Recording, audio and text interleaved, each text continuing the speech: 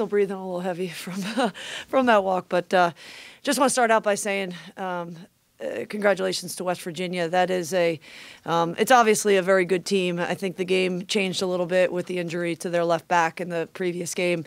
They had to make some changes and moving Michaela to the back line. And, I think from our standpoint, keeping her further away from goal certainly was a blessing because she's so tough to deal with. But, that's a great rivalry. And through the years, we've won some of those, we've lost some, and certainly proud of the group with the fight today. I thought the best part of today from our standpoint was their response when we let up a goal. I was really proud of the way that our group responded. Open up for questions with Thomas with Daily Collegian. Coach, what does it say about your team's grit after being able to respond with losing Franny to injury and then falling behind with an early goal?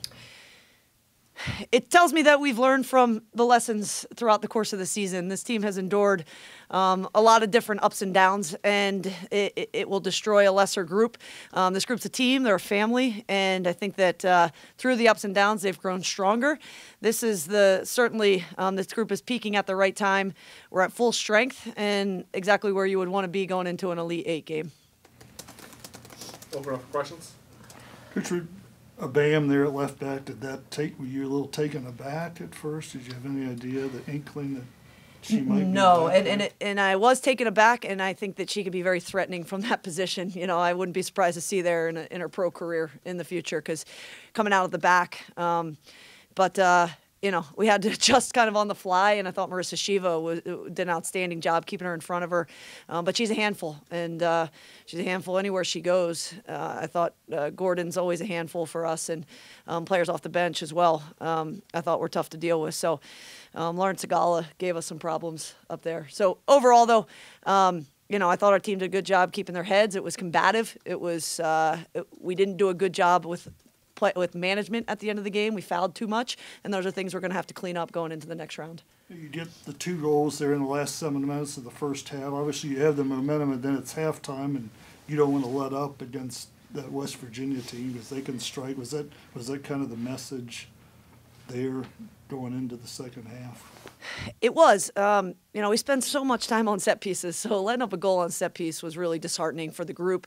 I think that loss earlier in the season was sitting pretty heavy on us, and going into halftime, I think you could feel it in the air of now we've got a hold of this game, don't let it go. And I thought we stepped up the pressure in the second half. I thought we actually started a little bit flat in the game, and I thought the pressure was much better in that second half.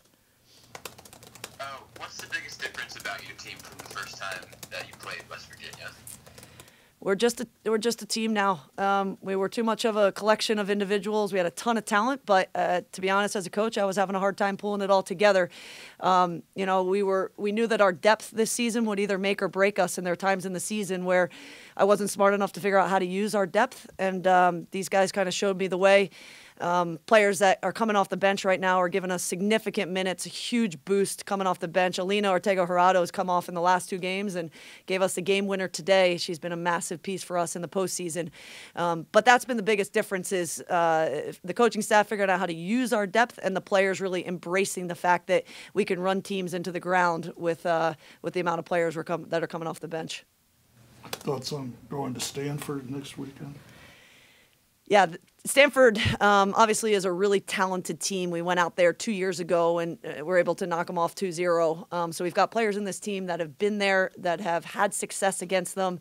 They've got some special players, probably the best player in the country in Andy Sullivan. But again, they're players that we've played against.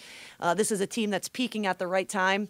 I've never felt stronger with this group or with a group. So I like the matchup. I think it's 2 good soccer teams. I think it's going to be a great soccer game and a great tactical battle, and really looking forward to it. Anything else? What did you like from E-Ball tonight? Besides the 2 goals and the assist from your center back, she's a warrior, and you got to have your soldiers and you got to have your artists in that game, and she was a soldier for us. She just came through over and over, so big in the air, and obviously came up with a big goal at a big moment for us. But she's just a soldier, and she's somebody you can rely on and always have. And I think she's topping the charts now in her time here at Penn State in minutes played, and there's a reason why, because she's so reliable.